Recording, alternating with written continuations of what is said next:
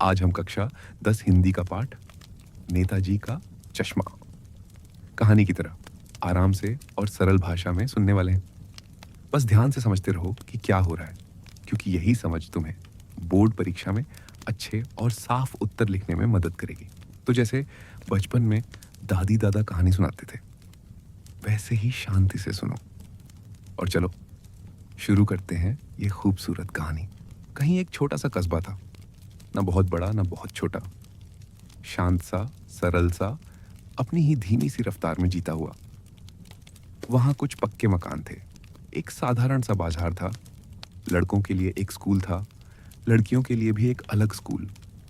पास ही एक छोटा सा सीमेंट का कारखाना और खुले आसमान के नीचे चलने वाले 2 सिनेमा घर। ऊपर से एक नगर पालिका भी थी, जो कभी सड़क बनवाती, कभी कहीं नल लगवाती, कभी कबूतरों के लिए छतरी बनवा देती और कभी कवि सम्मेलन करवा देती। सब कुछ साधारण पर अपने तरीके से प्यारा। उसी नगर पालिका के किसी जोशीले अफसर ने एक दिन सोचा, इस कस्बे को भी कुछ शान, कुछ पहचान मिलनी चाहिए। और बस तय हुआ कि शहर के सबसे बड़े चौराहे पर नेताजी सुभाष चंद्र बोस की प्रतिमा लगाई जाएगी। सोचा गया, जितना बड़ा दिल उतनी ही बड़ी श्रद्धा। पर बजट छोटा था, समय कम था और अच्छे मूर्तिकार दूर थे। इसलिए आखिर में काम सौंप दिया गया कस्बे के हाई स्कूल के ड्राइंग मास्टर मोतीलाल जी को। उन्होंने हंसते हुए कहा था, चिंता मत करो, महीने भर में मूर्ति बनाकर खड़ी कर दूंगा। कुछ दिनों बाद संगमरमर की सुंदर सी प्रतिमा खड़ी हो गई। नेताजी फौजी वर्दी में, चेहरे पर तेज, आंखों में मासूम सी गहराई। उन्हें देखते ही दिल्ली चलो जैसी आवाजें दिल के भीतर गूंज जाती। सब देखकर खुश थे। बस एक छोटी सी कसर थी, मूर्ति में आंखों पर संगमरमर का चश्मा नहीं था। शायद समय कम था, शायद बन नहीं पाया। लेकिन कस्बे के किसी समझदार आदमी ने एक कमाल कर दिया। असली काले फ्रेम वाला चश्मा मूर्ति पर पहना दिया गया। पत्थर की मूर्ति और उस पर सच्चा चश्मा। जो भी देखता मुस्कुरा देता। कुछ समय बाद वहीं से गुजरते हुए हालदार साहब नाम के व्यक्ति ने उस मूर्ति को देखा। वह हर 15वें दिन काम से उसी कस्बे से गुजरते थे। उस दिन उन्होंने चौराहे पर रुककर पान लिया और नजर जैसे मूर्ति पर टिक गई। उन्होंने देखा, नेताजी की आंखों पर असली चश्मा था। उनके होंठों पर एक हल्की मुस्कान आ गई। उन्हें यह बात बहुत प्यारी लगी। लगा जैसे यह साधारण सा कस्बा अपने तरीके से नेताजी को जी रहा है। लेकिन कहानी यहीं नहीं रुकती। अगली बार जब हालदार साहब उधर से गुजरे तो उन्हें कुछ अलग दिखाई दिया। मूर्ति वही, नेताजी वही, लेकिन चश्मा बदल गया था। पहले मोटा काला फ्रेम था, अब पतले तार का गोल फ्रेम। हालदार साहब चकित भी हुए, खुश भी। उन्होंने सोचा, वाह, मूर्ति कपड़े तो नहीं बदल सकती, पर चश्मा तो बदल सकती है।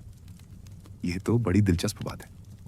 एक बार, 2 बार, 3 बार, जब भी वह आते, नेताजी का चश्मा बदल चुका होता। कभी गोल, कभी चौकोर, कभी काला, कभी धूप का चश्मा। यह अब उनके सफर की आदत बन चुका था। उस छोटे से कस्बे की यह छोटी सी बात उनकी लंबी धूल भरी यात्राओं में खुशी का एक हल्का सा दिया जला देती थी। एक दिन उनका दिल मानो जिज्ञासा से भर गया। वह चौराहे पर रुके, पान लिया और पान वाले से पूछ ही लिया, भाई, यह नेताजी का चश्मा हर बार बदल कैसे जाता है? पान वाला मुस्कुराया। उसकी तोंद धीरे धीरे हिली। उसने पीक थूकी और धीरे से बोला, साहब, यह सब कैप्टन चश्मे वाला करता है। यहीं से कहानी एक नई दिशा पकड़ती है। हालदार साहब पहले तो समझ ही नहीं पाए। उन्होंने आश्चर्य से पूछा, क्या करता है वो? पान वाला हंसते हुए बोला, चश्मा बदल देता है साहब। जब किसी ग्राहक को वैसा ही फ्रेम चाहिए होता है जैसा नेताजी की मूर्ति पर लगाए, तो कैप्टन वहीं से उतार कर दे देता है और बाद में कोई दूसरा चश्मा पहना देता है। अब हालदार साहब को सारा मुद्दा धीरे धीरे समझ आने लगा। इस छोटे से कस्बे में एक चश्मे वाला था, जिसे सब कैप्टन कहते थे। उसकी अपनी दुकान भी नहीं थी। वह इधर उधर घूमकर फेरी लगाता था, लेकिन उसके मन में नेताजी के लिए एक गहरा सम्मान था। उसे लगता था कि नेताजी की मूर्ति आंखों पर चश्मे के बिना अधूरी है, जैसे आंखें खाली सी, नंगी सी रह जाएं। उसे यह विचार तकलीफ देता था। इसलिए उसने ठान लिया कि नेताजी की आंखों पर हमेशा चश्मा होना ही चाहिए। लेकिन जिंदगी हर किसी को बराबर सुविधाएं थोड़े देती है। उसकी दुकान छोटी थी, चश्मे गिने चुने, और व्यापार चलाने के लिए बेचने भी तो पड़ते थे। जब कोई ग्राहक आ जाता और उसी तरह का फ्रेम मांगता जो मूर्ति पर चढ़ा होता, तो वह नेताजी से वह चश्मा उधार ले लेता और अपने मन में शायद धीरे से कह देता, माफ करना नेताजी, अभी काम है, बाद में दूसरा दे दूंगा। और सच में बाद में वह दूसरा दे भी देता। इस तरह नेताजी का चश्मा बार बार बदलता रहता, पर आंखें कभी खाली नहीं रहती। हालदार साहब यह सब सुनकर जैसे ठहर से गए। उनके भीतर एक अजीब सी गर्माहट भर आई। वह सोच रहे थे, यह कैसा आदमी होगा, मामूली सा चश्मे वाला, शायद गरीब, शायद मजबूर, पर उसके भीतर इतनी गहरी भावनाएं। उनका मन अचानक उससे मिलने को बेचैन हो उठा। उन्होंने पान वाले से पूछा, क्या ये कैप्टन नेताजी का साथी रहा है?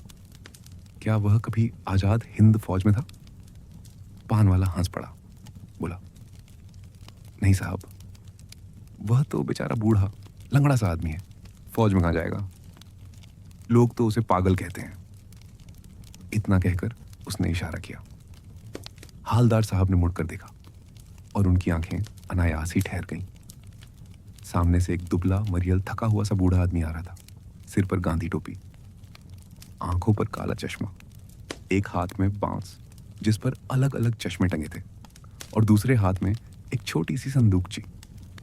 कोई दुकान नहीं, बस जिंदगी की तरह चलती फिरती फेरी। उसे देखते ही एक बात साफ हो गई, उसमें कोई प्रदर्शन नहीं था, कोई दिखावा नहीं था। वह बस अपने तरीके से जी रहा था, पर उसके भीतर एक ऐसा सम्मान था जो शायद उन लोगों से भी बड़ा था जो मंचों पर देशभक्ति के बड़े बड़े भाषण देते हैं। हालदार साहब वह दिन, वह दृश्य कभी नहीं भूले। और फिर समय अपनी चाल चलता रहा। 2 साल तक जब भी वह उस कस्बे से गुजरते, नेताजी की मूर्ति पर चश्मा हमेशा मिलता। कभी गोल, कभी चौकोर, कभी ऑफिस टाइप, कभी धूप का चश्मा। वह मुस्कुराते, एक सुकून सा महसूस करते और आगे बढ़ जाते, मानो सफर की थकान में यह छोटी सी खुशी किसी ठंडे झोंके की तरह आकर छू जाती हो। लेकिन एक दिन कहानी ने करवट बदली। एक यात्रा के दौरान जब वह फिर उसी कस्बे से गुजरे, उन्होंने देखा नेताजी की मूर्ति की आंखें खाली थीं। कोई चश्मा नहीं, आसपास की दुकानें भी बंद थीं, पान की दुकान भी चुप, जैसे कस्बे पर कोई उदासी छा गई हो। हालदार साहब ने असमंजस में बस इतना ही सोचा, शायद चश्मा टूट गया होगा, शायद किसी ने उतार लिया होगा, शायद जल्द ही बदल दिया जाएगा। लेकिन अगली बार आए, तब भी चश्मा नहीं था। तब उन्होंने पान वाले से चुपचाप पूछा, क्यों भाई, आज भी नेताजी की आंखों पर चश्मा नहीं है? पान वाला चुप हो गया। उसके चेहरे पर मुस्कान नहीं थी। उसने पीक नीचे थूकी, आंखें पहुंची और धीमे से बोला, साहब, कैप्टन मर गया। और उसके साथ जैसे कहानी अचानक गहरी, भारी और बेहद सच्ची हो गई। उस एक छोटे से वाक्य ने हालदार साहब के भीतर जैसे गहरा सन्नाटा भर दिया। कैप्टन मर गया, ये शब्द उनके कानों में गूंजते रहे। वह कुछ और पूछ नहीं पाए। मन दुखी हो गया, दिल भारी हो उठा। उन्होंने चुपचाप पान के पैसे दिए, जीप में जाकर बैठ गए और चौराहा पीछे छूट गया। पर दिल वहीं अटक गया। रास्ते भर बस यही सोचते रहे, क्या होगा उस देश का जहां लोग उन लोगों पर भी हंसते हैं जो बिना किसी स्वार्थ के, बिना किसी शोर के चुपचाप देश के लिए कुछ महसूस करते हैं, कुछ करते हैं, जहां असली भावनाएं अक्सर मजाक समझ ली जाती हैं और ईमानदार लोग पागल कहे जाते हैं। हालदार साहब डगमगा से गए। मन व्याकुल था। 15 दिन बाद जब फिर वही रास्ता आया, उन्होंने सोचा, इस बार रुकेंगे नहीं, मूर्ति भी नहीं देखेंगे। अब वहां वही खाली आंखें दिखेंगी, वही खालीपन जो दिल को चुभेगा। उन्होंने ड्राइवर से साफ कह दिया, चौराहे पर नहीं रुकना, सीधा निकल जाना, बहुत काम है। उन्होंने तय कर लिया था कि इस बार वह अपनी नजरें मोड़ लेंगे, जैसे लोग अक्सर ऐसे सच से नजरें मोड़ लेते हैं जो उन्हें भीतर तक हिला देता है। लेकिन आदतें भी कभी कभी दिल से ज्यादा मजबूत होती हैं। जैसे ही जीप चौराहे के पास पहुंची, उनकी आंखें अपने आप मूर्ति की तरफ उठ गईं। उन्होंने सोचा था वहां खाली आंखें होंगी, बिना चश्मे की, सूनी, उदास। लेकिन जो उन्होंने देखा उसने उन्हें जैसे भीतर तक हिला दिया। उनके मुंह से अचानक एक चीख सी निकली, रोको। जीप तेज चल रही थी। ड्राइवर ने अचानक ब्रेक लगाए। लोग मुड़कर देखने लगे, लेकिन हालदार साहब ने किसी की परवाह नहीं की। जीप रुकते ही वह तेजी से उतरे, लगभग दौड़ते हुए मूर्ति की ओर बढ़े और फिर मूर्ति के सामने आकर सीधे खड़े हो गए, जैसे कोई सलाम ठोकने आया हो, जैसे किसी अपने को सामने पाकर सम्मान में सिर झुका दिया हो। नेताजी की आंखों पर अब कोई महंगा चमकदार ब्रांडेड चश्मा नहीं था, न काले फ्रेम वाला, न गोल तार वाला, न धूप का चश्मा। वहां एक छोटा सा बेहद साधारण सरकंडे से बना चश्मा रखा था, वही जैसा बच्चे खेल खेल में बना लेते हैं। न उसमें चमक थी न शोभा, पर उसमें ऐसी गर्माहट थी, ऐसी सच्चाई थी कि वह किसी भी बड़े चमकदार चश्मे से कहीं ज्यादा कीमती लग रहा था। शायद किसी बच्चे ने बनाया होगा, शायद किसी ने चुपचाप आकर रख दिया होगा, या शायद किसी ने महसूस किया होगा कि नेताजी की आंखें फिर खाली नहीं रहनी चाहिए। शायद किसी ने सोचा होगा कि अगर कैप्टन चला गया तो भावनाएं नहीं मरती, सम्मान कहीं ना कहीं जिंदा रहता है। शायद यह एक छोटे से बच्चे का मासूम सलाम था उस बूढ़े लंगड़े खोए हुए चश्मे वाले को, जिसे दुनिया पागल कहती रही, पर जिसने अपने तरीके से देश को, इतिहास को, अपने नायक को सम्मान दिया। हालदार साहब की आंखें भर आईं, गला भारी हो गया। वह वहीं खड़े रहे, कुछ पल चुप, बिल्कुल स्थिर। उनके दिल में जैसे कोई पुरानी धूल उड़कर हट गई हो और भीतर एक साफ सच्ची सी भावना भर गई हो। उन्होंने महसूस किया, देशभक्ति हमेशा नारों में नहीं होती, मंचों पर नहीं होती, बड़ी बड़ी बातों में नहीं होती। कभी कभी वह किसी बूढ़े चश्मे वाले के दिल में छुपी होती है, जो अपनी गरीबी, अपनी थकान, अपने दर्द के बावजूद अपने नायक की आंखें कभी खाली नहीं रहने देता। और कभी कभी वह किसी बच्चे की हथेलियों में जन्म लेती है, जो सरकंडे का छोटा सा चश्मा बनाकर चुपचाप नेताजी की आंखों पर रख देता है, मानो कह रहा हो, डरिए मत, हम अभी जिंदा हैं, भावनाएं अभी बाकी हैं। और फिर उस छोटे से कस्बे के चौराहे पर खड़ी मूर्ति सिर्फ पत्थर की मूर्ति नहीं रह जाती, वह इंसानियत, भावना और सच्ची श्रद्धा की कहानी बन जाती है। चलो, कहानी हुई खत्म।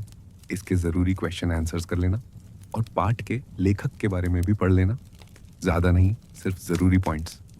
अब आंखें बंद करो, सांस धीमी करो और इस बात के साथ सो जाओ कि इस दुनिया में अब भी बहुत कुछ अच्छा है, बहुत कुछ सच्चा है, और जब तक ऐसे दिल जिंदा हैं, आशा कभी खत्म नहीं होगी।